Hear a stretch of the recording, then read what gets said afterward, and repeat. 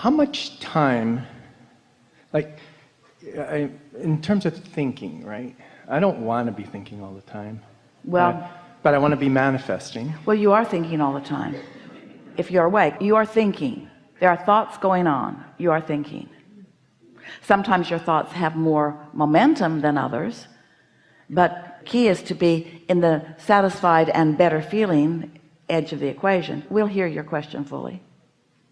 Well, that's really what I want to do, is have that dialogue in terms of understanding, you know, like there's sometimes, for example, I had something with the airlines, this special status for many years, and then I lost it. And I wanted to get it back. And so then I'm thinking, what do I need to think about to bring that back? Or what is it that I need to stop thinking about?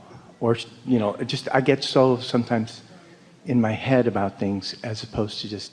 Well, maybe this will make it easy for you to hear. Step 1 is ask, and step 2 is source answers, and step 3 is let it in.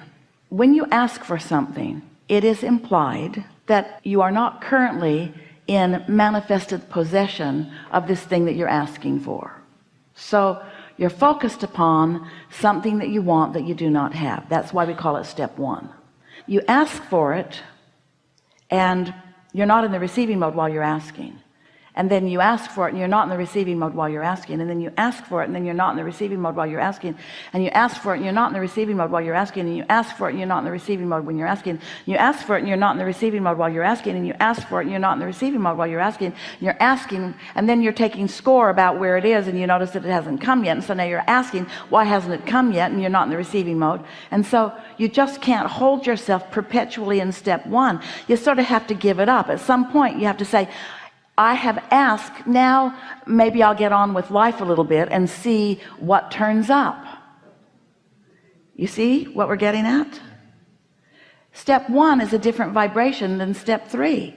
Step 3 is letting in what you've asked for. Step 1 is noticing all of the reasons that you want to launch the rocket, or that you are launching the rocket, but it's a different vibrational frequency. So then in between I have to have a kind of a step of surrender. So I want something, and then I have to surrender whatever the energy. You could call it around. a step of surrender, and those are good words, but here's an easier way to look at it. Why not call it a step of perpetually looking for satisfying subjects? In other words, we really want you to feel the story of the car going down into the San Francisco Bay. This is what this is about. On this emotional scale, which indicates your degree of resistance or allowing, there is despair all the way at the most resistant end, fear and despair and regret and blame and hatred and revenge and anger and all of those things. And at the other end, there's love and appreciation and ecstasy and that feeling of passion. But in the center of the scale is contentment or satisfaction. So where that creative control is, where that energetic vibrational control is, it's right there, satisfied or not, satisfied or not. And that's where most of your life is being lived, in the realm of that, where you could choose that, except you have these hot buttons which take you immediately over there. And so if you are asking for something and you ask and then you say, I'm going to surrender, well, surrendering means stop thought, which means if you're going to really surrender, then get into a meditative state. But we don't want you to be in a meditative state more than about 20 minutes a day. We want you to be in a wake state, in control of your vibration, which means look for satisfying things, of which there are so many. And the more time you spend looking for a reason to be satisfied, then the more law of attraction brings you more rivers and streams of things that are satisfying, so that you dwell mostly in that satisfaction and better feeling emotion. Well, that's not surrendering, but it's not resistance either. So when you're dwelling mostly in this, I'm satisfied about life, I love that, I'm so satisfied. Esther spent an afternoon one day for a couple of hours making lists of things that she has identified, because she wanted to isolate the feeling within herself, that were really satisfying in nature. And she talked about that feeling of getting out onto the open road, and that first feeling of moving out on the highway for a day's drive, and the anticipation of what that day was going to bring. Now that feeling of utter satisfaction, of supreme satisfaction, did not last all day long, but she remembers feeling it nearly every time that she pulled out onto the roadway. in the monster bus with the tow car in tow. That feeling of excellence of the vehicle and adventure of her life and happiness of her life, she isolated it. She focuses on slipping into a lovely seat in a lovely restaurant with lovely people and identifying the beauty of the place and the niceness of the people who are working there and the fragrance of the food in the air and how a little bit of focus there, and she will say, well, I'll tell you right now, I'm going to be very happy here, I'm so satisfied. Or slipping into an airline seat and putting her pillow behind her neck and getting really comfortable and acknowledging how satisfied she is. You have to identify and isolate that feeling. And once you do that and get good at that, then what happens is not only do you have more and more of those kinds of moments in time, but you establish a point of attraction that makes that mostly what flows through that path of least resistance to you. So it just gets easier and easier and easier. Well, of course, things are going to happen. Somebody is going to bump your car, or your flight might be canceled, or life comes at you. The question is, how stable are you standing as they come? And how deep is your basis of satisfaction? How quickly are you able to put things into perspective? You have an earth that spins in its orbit every single day in perfect proximity to other planets in ways that we can't even begin to describe, and for reasons that you couldn't understand if we did describe it. That would need to be the only thing that you focus on that would give you reason, substantial, validated reason to feel satisfaction, and yet it's not something that comes up in your mind very often. Somebody bumped my car. Well, the earth is still spinning in its orbit. That's usually not where you go, but you could look at the overview of your life experience, and you could acknowledge the well-being that is dominant. No matter what's going on, well-being is dominant.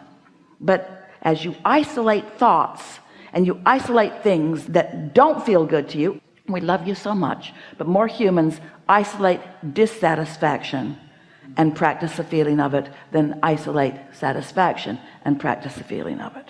And here's something that we really want you to know. You've been listening to us for a while, been reading and hearing some processes that we've offered, and we've offered processes to help you move up the emotional scale, so from despair into something that feels more like revenge, because revenge really is less resistant than despair. There's more control. You feel more control in revenge than you do in despair. Do you know that? Now, we don't recommend you stay there very long, because if you take action while you're still hanging around there, it's going to get a whole lot worse. But there is relief. Each piece of resistance that you let go of, you feel more and more and more and more relief.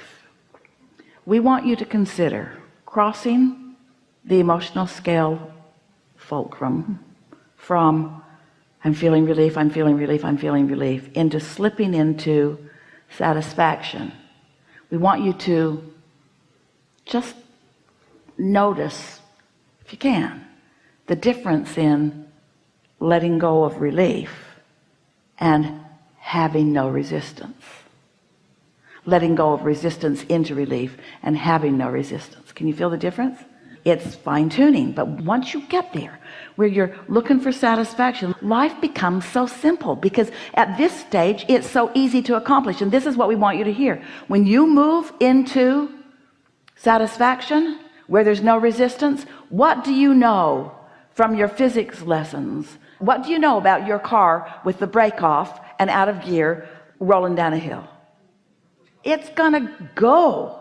It's gonna gather momentum. It's gonna go, and it's gonna go fast. So we want you to feel how fast you can go from satisfaction into love, satisfaction into exhilaration, satisfaction into ecstasy, satisfaction into that fantastic feeling of passion. It goes so fast.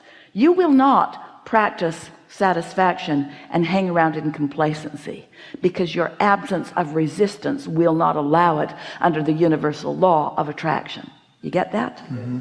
So once you cross over there, once you practice it, that's your work. That's your work. Don't take some big issue that you've been carrying around for a long time, that a lot of people are beating the same drum of, and make that what you're deciding to release all resistance on. Just let it be the little things that are easy to find satisfaction about. Because if you find 20 or 30 or 40 or 100 things in a day that you feel satisfaction about, you've got momentum going, and then before you know it, more and more and more and more and more of what's in your vortex will be flowing into your experience experience, so you have big reasons to feel satisfaction. You'll pick the winning lottery ticket. You'll round the corner when the love of your life is rounding the same corner. You'll be moving through life where the things that you've been asking for will obviously appear in your experience. You'll get to witness the unfolding of manifestations that will thrill you. In other words, this is big stuff that we're talking about, but little tools that are necessary in order to get there. There is so much leverage in alignment. So much.